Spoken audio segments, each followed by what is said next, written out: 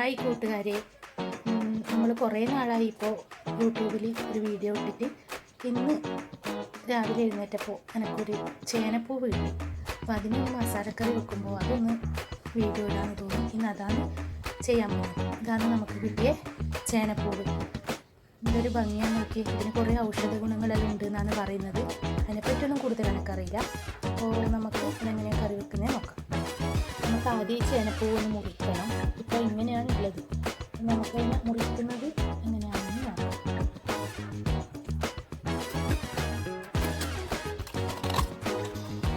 ആദ്യം അതിന് ഓരോ ഭാഗങ്ങളായിട്ട് നമുക്ക് മുറിച്ചെടുക്കാം. ഇത് നമ്മൾ കഴുകി വെച്ച ചേനപ്പൂവാണ്, അതുകൊണ്ട് ഇപ്പോൾ കഴുകുന്നില്ല. പിന്നെ ഇതിന് ഇതുപോലെ ചെറുതായി മുറിക്കണം. ഞാൻ കട്ടിംഗ് ബോർഡിലൊന്നും വെച്ചിട്ടല്ല മുറിക്കൽ, ഞാൻ ഇതുപോലെയാണ് കട്ട് ചെയ്യാറ്. സാധാരണ ഇങ്ങനെയാണ് ചെയ്യാറുള്ളത്. അപ്പോൾ ഇതിൻ്റെ ലാസ്റ്റ് ഭാഗം കട്ട് ചെയ്ത് കഴിഞ്ഞു. ഇനി അതിൻ്റെ അടുത്ത പാർട്സാണ് എടുക്കാൻ പോകുന്നത്. പിന്നെ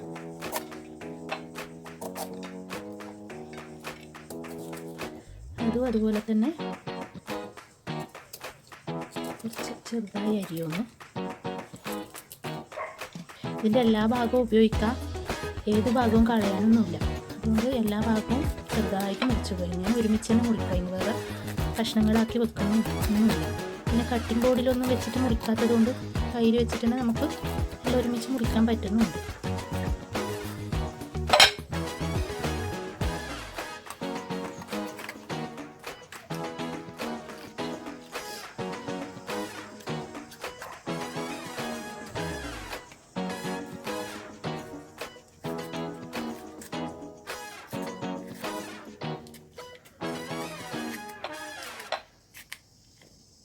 നമ്മളെ ചേനപ്പൂവെല്ലാം റെഡിയാക്കിയിട്ടുണ്ട് മുറിച്ചിട്ട്.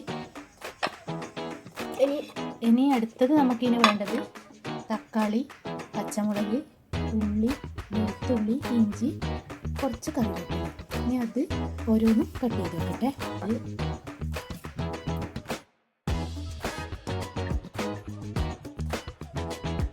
നമ്മളിപ്പം പച്ചമുളക്, ഇഞ്ചി, വെളുത്തുള്ളി,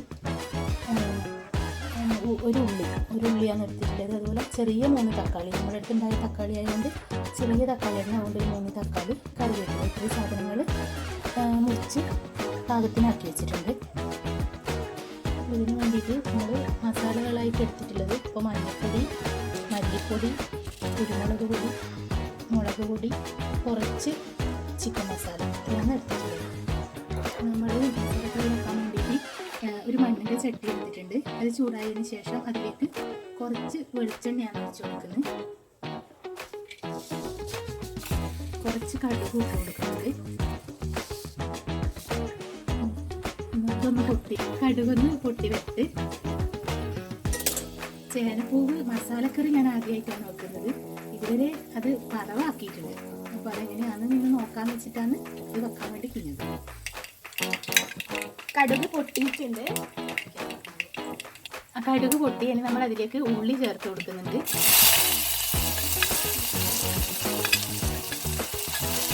ഉള്ളി ഇളക്കി കൊടുക്കുക.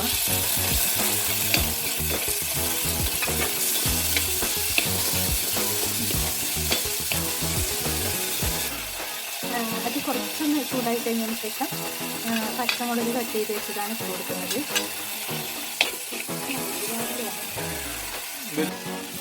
ആ ഉള്ളി പച്ചമുളകും കുറച്ചൊന്ന് ചൂടായി വന്നതിന് ശേഷം തക്കാളി ഇട്ട് കൊടുക്കുന്നുണ്ട്.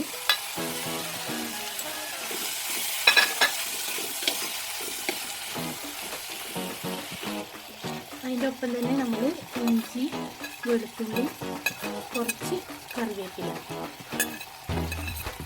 ഇതും കൂടി ഇട്ട് കൊടുത്തു. ഇനി നന്നായി ഇളക്കി ഒന്ന് ചെറുതാക്കി വഴറ്റി വെക്കണം.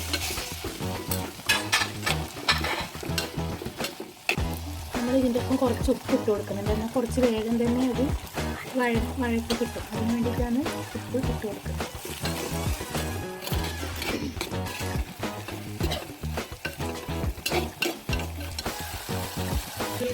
ഇനി അതിലേക്ക് കുറച്ച് മഞ്ഞൾപ്പൊടിയാണ് ഇട്ട് കൊടുക്കുന്നത്,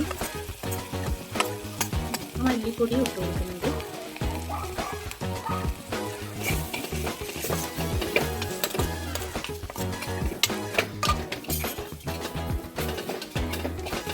അത് നന്നായിട്ട് ഒന്ന് ചൂടായതിന് ശേഷം നമ്മൾ എടുത്തു വെച്ചിരിക്കുന്ന മുളക് പൊടിയും കുരുമുളക് പൊടിയും ചേർത്ത് കൊടുക്കും. അതിൻ്റെ ആ ഒരു പച്ച ചുവയൊന്ന് മാറുന്നത് വരെ നമുക്ക് ഇളക്കി കൊടുക്കാം. ആ മല്ലിപ്പൊടിൻ്റെ എല്ലാം പച്ച ചുവ മാറിയതിന് ശേഷം അതിലേക്ക് നമ്മൾ ചേനപ്പൂവ് ചേർത്ത് കൊടുക്കും.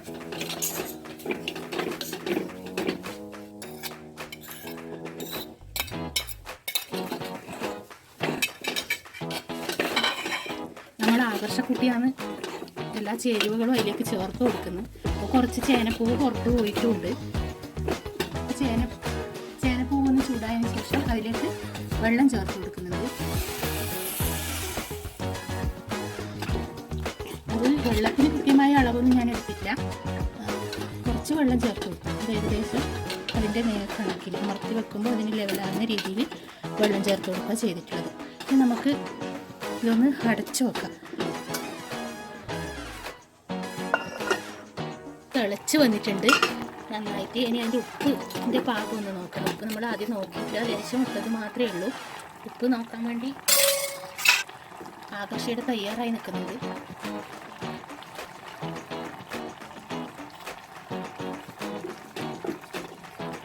കുറച്ച് ഉപ്പിൻ്റെ കുറവുണ്ട്.